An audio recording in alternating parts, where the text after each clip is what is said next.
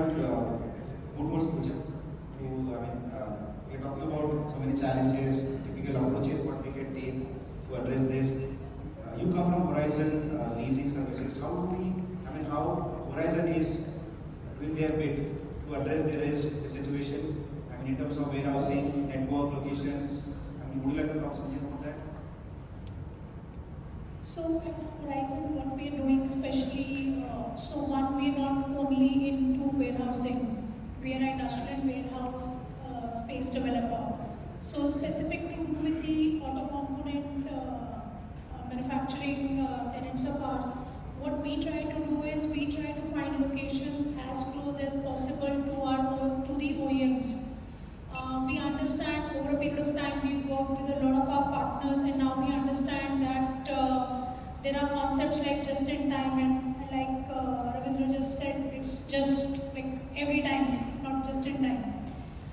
Any time is the concept, and COVID has told us to keep contingency, so we try and have spaces as close as possible to the OEMs. Then one of the things that we've seen over a period of time with the industry going through a lot of development is people are now giving a lot of importance to compliance. So we ensure that every facility that we build is 100% compliant. We have all licenses in place. Just because of one license not being in place or some issue with compliance, the whole manufacturing process should not get hampered. The whole supply chain should not get hampered.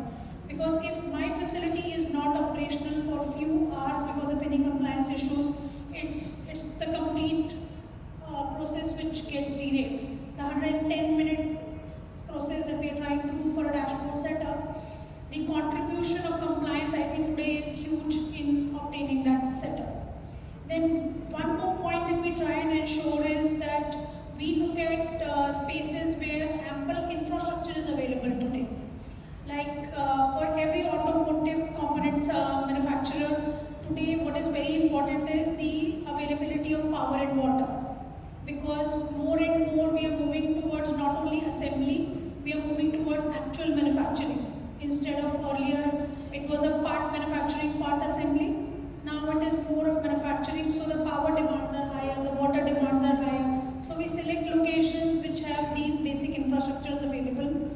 We are also studying very deeply what are the kind of incentives available per state, because these incentives also help us to choose the right location where tomorrow say a OEM is born and the tier 1, tier 2 suppliers will also get a better incentive. So say like a Tamil Nadu or a Gujarat, which we know are very pro when it comes to manufacturing, like Maharashtra, Chakan is like purely surviving because of auto industry.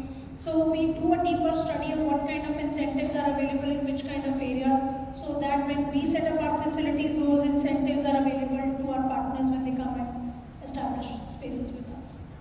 Thank you, Pooja.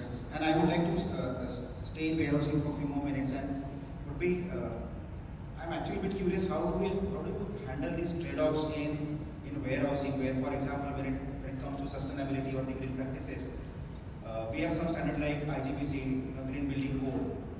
That comes at a cost. It doesn't allow you to do diesel forklifts inside the warehouse, which means you have to buy electric forklifts which are not available above 5 metric ton. It comes at almost double or triple price. The walls have to be insulated in a way that the decibel level is so high. And if you make this investment, let's say from your company, you anyways would expect the customer to compensate you for that.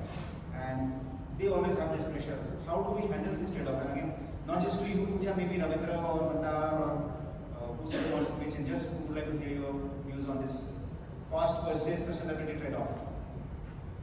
So, cost has always been a pressure. We have seen that over a period of time, people have evolved. When I started working in this industry, we only used to talk about terms like go down. This is now when people talk about warehousing. I have seen the industry go to a huge shift. I think over a period of time when people used to store their goods in places which didn't even have basic sprinklers, not even fire hydrants, no fire NOCs, no building completion certificates. Today, when we talk to our customers, global practices are coming in place. When I look at my counterparts globally in the Blackstone portfolio company,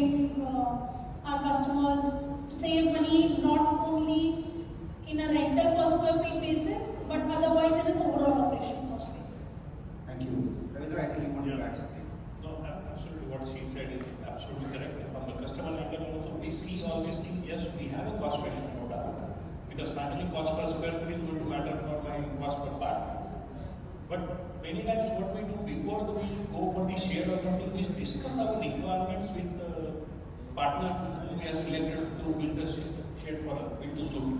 So whatever is our requirement, we spell out so that they don't over design. And otherwise it becomes a burden cost-wise. Whatever basic requirement, minimum requirement that they ensure, and beyond that. And such industrial parks like Horizon I have seen personally, it just not a shed, but in the entire premises is made very nicely, so that roads and waters and everything. Because today everybody needs the safety first. Any untoward happens, operations are standstill, absolutely. And that's the biggest disaster in any auto industry, where the conveyor is there. Yeah. Dr. Bonu? Yeah, I just want to add a bit my European perspective to that question. In Europe, with good intentions, I believe a lot of new legal requirements have been put in place. Corporate Sustainability Directive, EU Green Deal, Supply Chain Due Diligence Act, and so on. It comes with a lot of requirements you just have to fulfill, else you are subject to penalties. And there's a phasing, like the large MNCs, they have to report already now. We, as a company with 1 billion revenue, 20,000 people, only starting next year, and the smaller companies even later. However, that doesn't help us or the smaller companies, because our customers have to report and come to us, hey, give us your numbers. So for example, UN SPSC codes, according to the EU taxonomy, have to be provided with every delivery on every invoice. So that is not very cost efficient. It will add cost, but you have to do it, else your customers will not be happy. And those requirements I just invite to look at, take it to account, prepare for it, that customers will ask. In Germany in particular, there's a discussion whether we have too much bureaucracy now, and we will get a new government next year, and we will see whether they will ease a little bit. But okay, just one remark from the European perspective. Thank you. Mandari. For the green warehouses, I want to add that our customer expectations are very clear. But for that point of view, when we are working with the service provider, and I can say that clear mantra is the clear communication with the competitive cost. For example, the inventory is due to the digitalization, on time is available. But we can put the benefits of the caps of the inventory for some days or inventory variances, that should be reduced. So these are the benefits of the digitalization and the warehouse. Second is that for environment point of view, that diesel forklift is not allowed. But due to the electric forklift, that we can get the detailed data, means how much is run, how much the turnaround time, and all that data are available on that side. So the efficiency of the warehouse is increasing. Sometimes, yes, initially the cost is increasing, but the benefits are in long term, and that is both benefit to the service provider also and the customer also. And so this way, if we look out for the warehouse, then definitely we will get the benefits from the green warehouse. So can I just add one or two more points? So one on the infrastructure side, and Pooja will know, when I started this industry about 20 years ago, there were no washrooms for ladies in warehouses. So now with the workforce changing, and we're having a lot more diversity in our logistics and supply chain, the new and modern warehouses are actually preparing environments safe and convenient for ladies to operate as well. So I think this is a business change, and it's great, and I think the industry deserves a good hand, because they are changing their mindset. Earlier, people never used to think that, there will be some ladies working here. We need to build separate washrooms, separate security area for ladies. So that's something. The second submission I have is, like Sir said, in terms of improving productivity, turnaround time, etc. Many companies, unfortunately, in India still are not okay with multi-user facilities. They're not fine if you are handling your competitors' cargo.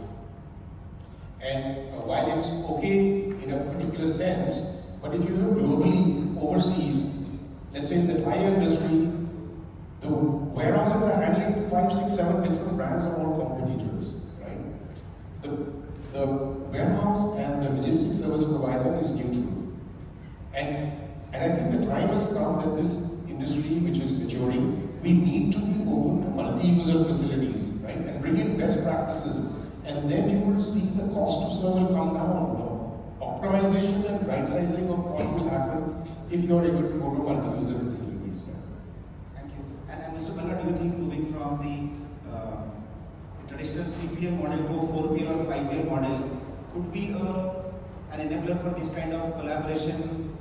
Or, you see, It's great, it's wonderful, but as we all know, India is a very cost-sensitive market, and to be successful in those models, it starts with trust and data transparency. Because if you are going to higher levels, 3PL, 4PL, if the data is not consistent across all stakeholders in the supply chain, we will have challenges, right? And then you are building a layer of cost. For example, I know we're running out of time, but let's say Reliance started a company, Reliance Logistics, a few years ago. And in the 3PL, 4PL model, they won't do everything else. We work with Reliance, and although we have direct operations with Reliance, they said, no, you have to put it through Reliance Logistics. In a few years, they realized there was no value creation happening from there. They just dismantled it. So I'm saying there is a need. And of course, on a similar note, Jetpack, which is out of India, I know is running supply chain for Penske in the US. Right? It's talking about data factory. That's what people do. So you need to have data, you need to have common systems, you need to have trust, and then at the same time, very clear deliverables. What is being done at the front end, what's being done at the back end, and hold people accountable in a partnership spirit, right? So it's possible, but I don't think we're really there at this time. Yeah, in my organization, maybe I can add a couple of points. I get to work with a number of 3PLs, and I think this is the whole effort we are trying to drive, creating some really long-term collaborations with a good investment in technology, warehouse management system, transportation management system, control tower. But when I try to look at that everything in a perspective, I think we are still at the initial leg when it comes to 3PL implementation or that kind of creating that kind of winning collaboration. I think it's going to take time to really come to that stage where we can say we have matured enough now to take the